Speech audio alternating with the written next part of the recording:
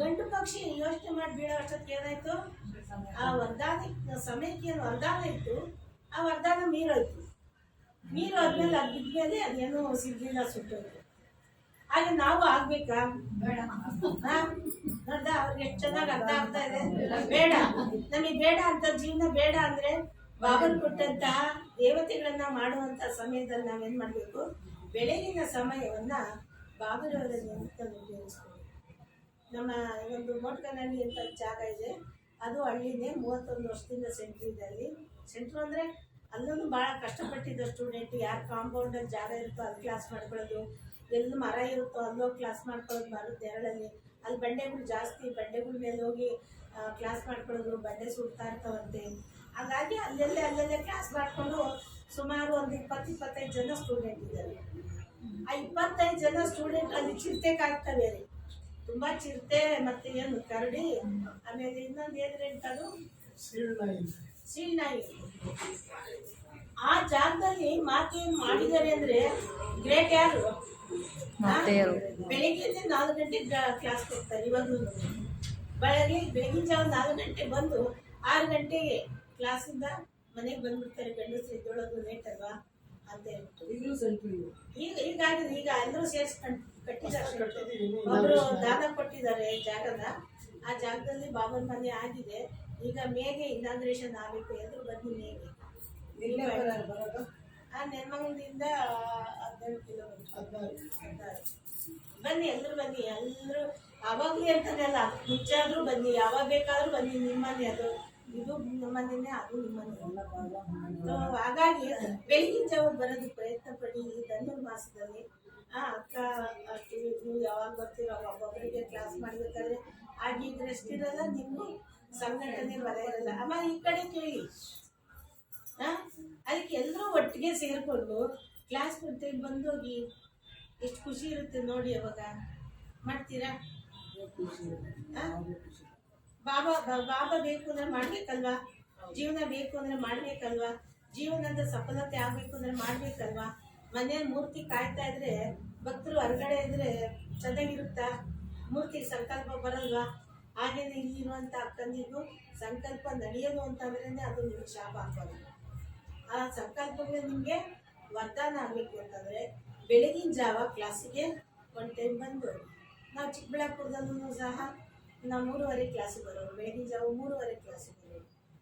ಬೆಳಗಿನ ಜಾವ 3:30 ಕ್ಲಾಸಿಗೆ ಬರ್ತಾರೆ ಅಂದರೆ ನಮ್ಗೆ ಎಷ್ಟು ಕೆಲಸ ಇರ್ತವೆ? ಎಷ್ಟು ಮಾಡಿ ಅದಕ್ಕೆ ಮುಂಚೆ ಸ್ಟೂಡೆಂಟ್ ಬರೋದಕ್ಕೆ ಮುಂಚೆ ಎಷ್ಟು ಕೆಲಸ ಇರ್ತವೆ? ಇರ್ತಾ ಇಲ್ವಾ? ನಾವು ಸ್ನಾನ ಮಾಡಿಕೊಂಡು ಮನೆಗೆ ಗುಡಿಸಿ ಒರೆಸಿ ಅವ್ರು ಬರೋ ಅಷ್ಟರೊಳಗೆ ಒಂದು ಸುಗಂಧವಾದಂಥ ಅಗರಬತ್ತಿ ಹಚ್ಚಿಸಿ ಕೆಳಗಡೆ, ಇವಾಗ ನಮಗೆ ಚೇರುಗಳಲ್ಲ, ಅವಾಗೆಲ್ಲ ಕೆಳಗಡೆ ಮ್ಯಾಟ್ಗಳು ಹಾಸ್ತಾ ಇದ್ದೀವಿ, ಜಂಕಾನಗಳು ಹಾಸ್ತಾ ಇದ್ದೀವಿ. ಅಂತ ಒಂದು ಜಾಗದಲ್ಲಿ ಇವತ್ತು ಹೆಂಗಿದೆ ಬಾಬರ್ ಮನೆ ಇದೆಯಾ ಇಲ್ವಾ? ಮತ್ತೆ ದೇವನಹಳ್ಳಿನಲ್ಲಿ ದೊಡ್ಡ ಸೊನ್ನೆ, ಚಿಕ್ಕ ಸೊನ್ನೆ, ಕಣ್ಮಂಗ್ಲ, ಮತ್ತೆ ಅದೇನು ಇನ್ನೊಂದು ಇದು, ಮತ್ತೆ ಆವತಿ, ಮತ್ತೆ ವಿಜಯಪುರದವರು ಅಲ್ಲಿಗೆ ಬರೋರು ಕ್ಲಾಸ್. ವಿಜಯಪುರದಲ್ಲಿ ಇದ್ದಾರಲ್ಲ, ಅವ್ರ ಹೆಸರು ರೂಪಕ್ಕ ಇದ್ದಾರೆ. ಅವ್ರು ನಮ್ಮ ಹತ್ರನೇ ಇದ್ದಿದ್ದು ಕುಮಾರಿ. ಆ ಸ್ಟೂಡೆಂಟು ಪ್ರೇಮಕ್ಕ, ಮತ್ತೆ ಶಕುಂತಲಕ್ಕ, ಆಮೇಲೆ ಇನ್ನು ಅಣ್ಣಂದಿರೆಲ್ಲ ಬರೋರು.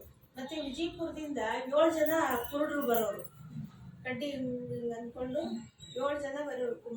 ಬರೀ ಕುಮಾರ್ಸಿ. ಅವ್ರಿಗೆ ಇಷ್ಟೇ ಆಗಲಿ ಕಲ್ಲು ಹಾಕಿದ್ದು ಚರಂಡಿ ದಾಟ್ಕೊಂಡು ಒಳಗಡೆ ಬರೋದಕ್ಕೆ. ಅವ್ರಿಗೆ ಎಷ್ಟು ಅಟೆನ್ಷನ್ ಇರೋದು. ಕಣ್ಣಿರೋರಾದ್ರೂ ಬಿದ್ದೋಗೋರೆ, ಅದು ಕಣ್ಣು ಇಲ್ಲದಿರೋರು ಕರೆಕ್ಟಾಗಿ ಮಾಡ್ಕೊಂಡು ಒಳಗಡೆ ಬರೋರು. ಅವ್ರಿಗೆ ಕಣ್ಣು ಕಾಣಿಸ್ತಾ ಇರಲಿಲ್ಲ.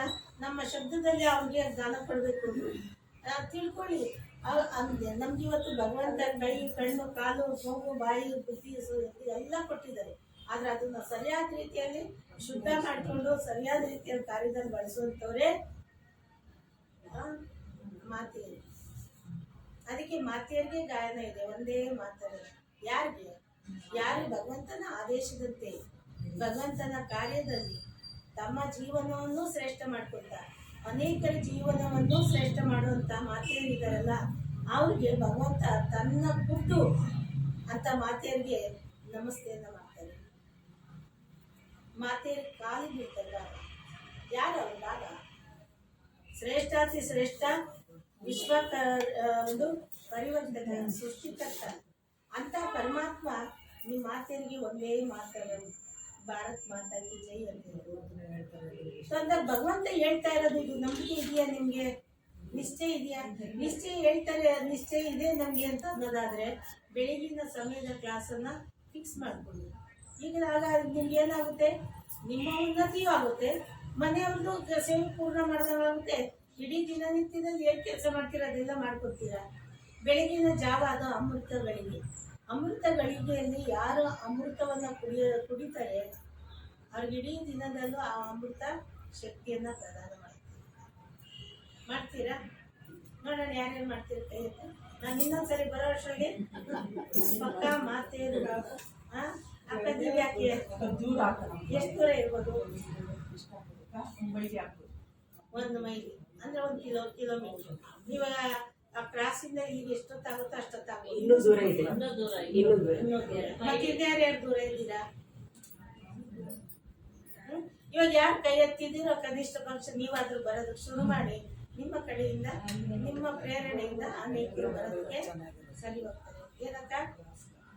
ಏನಮ್ಮ?